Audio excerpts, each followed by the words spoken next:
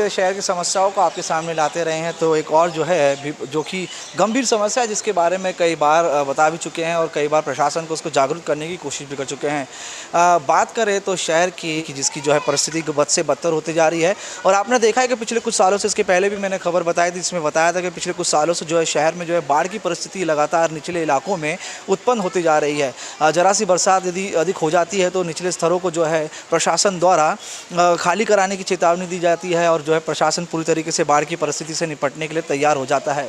लेकिन सवाल ये उठता है कि ये परिस्थिति प्रशासन को उस समय में क्यों फेस करनी पड़ती या फिर क्यों उसे झेलनी पड़ती है कि उसे जो है इस तरीके के प्रयास करने पड़े। उसका हम आपको बताना चाहेंगे कि वाल्दुनी नदी, जो कि उसका एक पात्र उल्लास नदी है, उसका जो कि हमारे शहर से बीच से बहती हुई निकलती है, उसके हालात इस प्रकार से है कि अतिक्रमण जो वहाँ पे नदी पात्रों में किया गया है वो बड़े पैमाने में किया गया है। इससे जो है पहले भी किया गया था, लेकिन जब केबी रोड की कार्रवाई जो हुई थी उसके बाद जो है नदी के पात्र को जो है बड़े पैमाने में कैप्चर किया गया, जिसके वजह से जो है नदी का पात्र धीरे धीरे जो है छोटा होते जा रहा है। और अब तो कई जगहों पर ये उल्लास स्टेशन के पास का जो है नज़ारा है, जहाँ पर आप नदी के पात्र को देख सकते हैं कि कितना बड़ा है ये। लेकिन आप जिस तरीके से शहर के बीचों बीच आप जब जाएंगे, जो यही नदी बीच में से होते हुए गुजरती है, तो उसका जो आप देख सकते हैं कि भूगोल किस तरीके से बदल जाता है। यानी कि साफ तौर से जो है देखने को मिलता है कि बड़े पैमाने में कहीं ना कहीं नदी पात्र में जो है खुली आंखों से देखने को मिलता है कि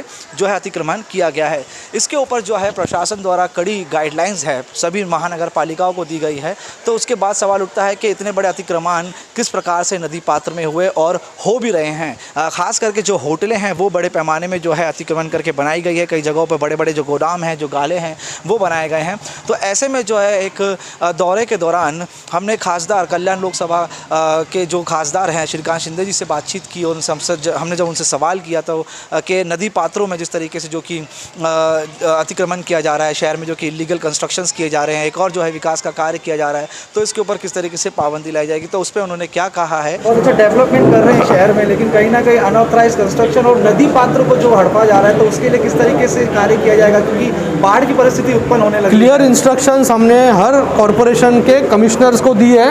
इलीगल जो बांधकाम है, इलीगल जो बिल्डिंग्स है जो अभी नहीं हो रही है, उसके ऊपर कार्रवाई ये पूरी ज़ोरों शोरों से होना चाहिए। किसी को भी बख्शा नहीं चाहिए। इलीगल बांधकाम के कारण जो हमारे आरक्षण है, जो आपने कहा कि नदी पात्र में भी इलीगल आरक्षण हो रहे हैं, तो ये सब रुकना चाहिए। इसके लिए कमिश्नर्स को हमने कहा है कि आप कड़ी से कड़ी कार्रवाई जो है वो इस इलीगल अनऑथोराइज्ड कंस्ट्रक्शंस पे होनी चाहिए, जिससे शहर एक खुली सांस ले सके। जो नदी पात्र का भी विषय है उसके अंदर भी मैं कमिश्नर जी को बताऊंगा।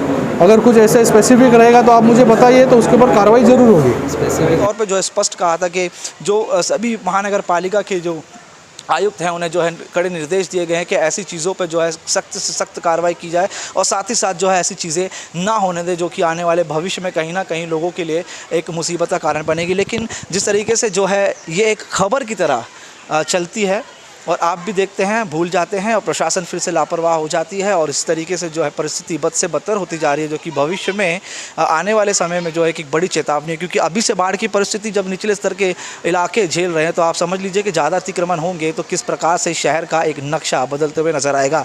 एक महत्वपूर्ण बात और हम आपको बताना चाहेंगे जो कि आपके लिए जानना काफ़ी महत्वपूर्ण है। जिस तरीके से जो कि नदी का पात्र यहाँ पे छोटा किया जा रहा है, तो कई जगहों पर ये भी देखने को मिला है कि जो घर हैं, घर के बाहर जो कि जो ड्रेनेज की लाइन है, जो कि सीवरेज की लाइन है, डायरेक्ट जो है वो छोड़ी जा रही है। और बड़ी बात यह है कि पुरातत्व ज़माने में बहने वाली ये जो नदी है, इस नदी का अगर हम हाल सुनाएं तो ये नदी जो है इस समय अपने अस्तित्व का तलाश कर रही है, जो कि इतने लंबे समय से शहर के बीचों बीच बहती आई है, हमारे शहर को कहीं ना कहीं जीवन देते हुए आई है। उसकी आज परिस्थिति ये हो चुकी है कि ये अपने भविष्य में अपने अस्तित्व को जो ढूंढने की कोशिश कर रही है। लोग अब इसे नाला कहने लगे हैं। जो नदी जब नाला बन जाए तो आप समझ लीजिए कि विकास कार्य किस तरीके से किया जा रहा है।